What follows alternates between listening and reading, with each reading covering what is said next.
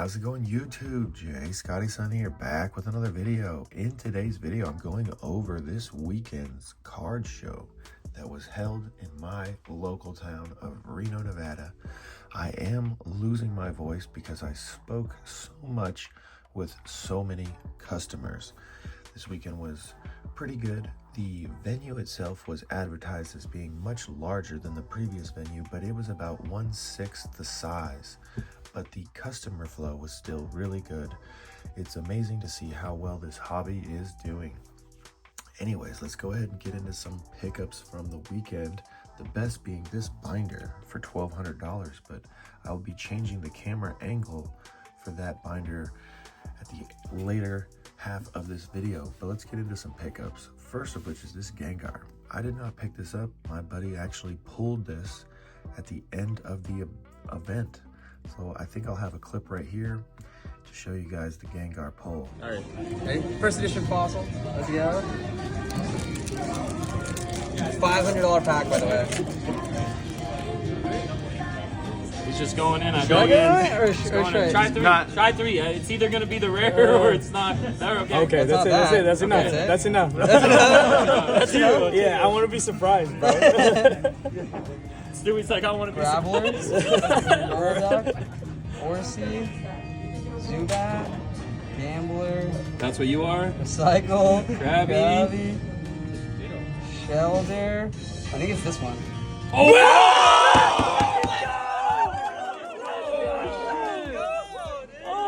Watching him pull this, and it looks pretty good. He just gave it to me to submit for grading. It does have a few issues here and here, but the hollow looks good. I think it'll get a 9, potentially an 8, but most likely a 9. 10's probably a long shot. All right, I bought this from him actually. Well, I traded it for something I had. Can't even remember exactly what it was. I got these for $2 a piece. Nothing crazy. Yeah, $2 a piece. Got this one for $5. Got this one for, I think we valued it at like 58 or something like that, and I got it for 70% cash. Then these were valued at like 35, and I got these for 70% cash. Got this in a trade. This was also in that trade, and this Plusle was valued at I think 110, and I got it at 70% cash. This was valued at 65, got it at 70% cash. Valued this at 100, 70% cash. Got this Skarmory for $10. Check out this swirl. I told him I don't want this. The guy handed it to me. I was like, I'm not really interested in that because the slab itself is kind of dingy. So it was pretty cool that he was like, how about just $10? And I was like, well, I can't say no to $10. This card at near mint is like $22. So I'll take that for $10 all day. Then this Lucario. This was actually the guy who pulled the Gengar. He said it was selling for $400, and I saw one sold listing for $400, but I saw most sold listings for around $250. And I told him that I'll list it up on my eBay store and see if it goes for $400. I'll give you an extra, I think it was $50 if it actually sells for $400 on my eBay store. So I'm gonna list it for $400. But the slab itself, once again, is dingy. It's got marks all over it. So I have to put that in the listing. It does have double swirls, which might get it, might actually get it to the 400 mark. But it's an old cert. This card itself would not get a 9 today. So I list it for 4, and then eBay has this new thing where you can list it, and every 3 days or every 5 days you can mark it down in price automatically. So I'll be doing that with this card. The Groudon Pristine 7-Eleven Fair Campaign promo. Check that out. Very cool. Nice. There was no comps for this. There are only 2 PSA 9s up on eBay for $100. So I just offered $200 for it, and the seller immediately said yes. So I picked this up for $200. Next up is this deck box. Had a customer come up and say, hey, I've had this in my collection for a very long time. What do you think it's worth? What will you pay me for it? Because I am trying to sell it. There's a small hole here. There's another small hole here. But the holes themselves look like they've been there for forever. Anyways, the only one I could find listed on eBay was for 12 grand after the fact. I couldn't even find anything listed on eBay during the lookup process at the event. So I said, I think it's probably worth around 400 bucks, and I'll give you 70% cash, which is 240 bucks. But I advise you to keep it because it's so cool. They said, nah, I'll take the 240. I'm super stoked on 240. I could have probably offered 100 bucks, and the seller probably would have been super down. But that is a piece of history right there. I'll probably list it on eBay for, I don't know, the other one's listed for 12,500 or something. Maybe I'll put a screenshot here.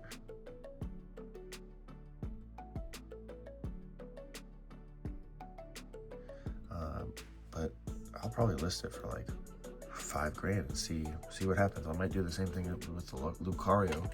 List it for 5 grand, but take it down $500 every 3 days until it gets to 1,000, and then if not, I'll just let it sit here on my shelves for a few more years. Okay, we'll get into the binder. That's the best part of the video. Here we go. All right, hopefully we have a good angle here for Trevor's folder, or binder if you will. Let's get into it. We start off with some Burger King uncut sheets. These are pretty inexpensive. Even though with Charizard on it is still not going to be too pricey. But bang, speaking of Charizard, here we go. I'll go ahead and take these out. Take a gander at their condition. That one doesn't look too good, does it? But that's gonna scratch. That's a little better. Looks not so great now that we're looking at it here. I'll go ahead and put it on in a better sleeve. Sorry this video is gonna be slow. I'm kind of slow this morning. I haven't had anything to eat or anything to drink. This Charizard looks a lot better. Yeah. Let me see if I can fix this lighting here maybe. Oh, this one looks much better. Put a nice sleeve on it. And then we won't dwell too much on too much of these cards. I think there's really only 6 cards that I'd like to view while here. This one looks pretty good while in this penny sleeve. There are some cards just piled in the back here that I haven't even gone through. Shadowless Charmander's not bad. Yeah, there's a Charizard there. Alright, leave that pile to the side for now. Alright, let's get into some other cards in this binder that are notable. There was a Fire Energy that was first edition here. Right there. Nice to see that.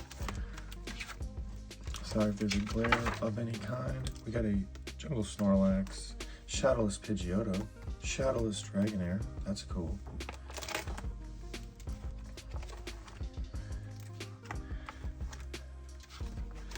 Then we get into the water types. Shadowless Gyarados, first edition Squirtle. That's one worth popping out, right? Let's go ahead and pop it out. Looking a little beat up, but still a valuable card. Put that on the side.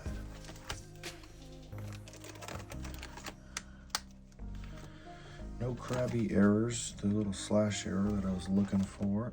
This is funny. This is a phallic Diglett. It definitely cracked me up when I saw it. This is pretty cool. A sealed first edition Shadowless Machamp. First edition Shadowless Onyx. Hitmonlee Hollow. Voltorb drawing. The drawings are really what made me pay up for this binder, you know. Plenty of Shadowless. Really nice to see that. Couple Zapdos there. Then the Red Cheeks Shadowless first edition Pikachu. I think this will probably get a 6 or a 7 once I grade it. That's one that I definitely inspected. We got a first edition Nidoking right here. Venusaur. Nice. the whole lineup in first edition there. Hollow Venomoth. This is just the normal first edition Butterfree, not the D edition error. Cool to see this. Next up, we get the Psychic type, and the first edition Mewtwo is one of the most expensive cards in the binder. This one actually looked really nice too. Get your unlimited Mewtwo there. We get into the trainers, and there's really nothing worth mentioning here. Some of them are shadowless. This is a first edition Pokemon trader. So pretty cool to see a first edition non-holo rare from first edition base set. And then that's it for the binder. There are a lot of knickknacks on it, you know, the stickers and everything. That definitely adds to the authenticity. And I made sure, I was like, so you are Trevor, right? And he said, yeah, I'm Trevor. So it's nice to see someone's childhood binder going to me so I can piece it out and do all kinds of things with it. That's it for today's video. Let me know down in the comments your thoughts on my weekend. I was able to sell just under $6,000, which is a little lackluster compared to the last event, because the last event I sold just under $13,000, so twice as much. But I'm still very happy and grateful that this hobby is thriving the way that it is. Have a good one.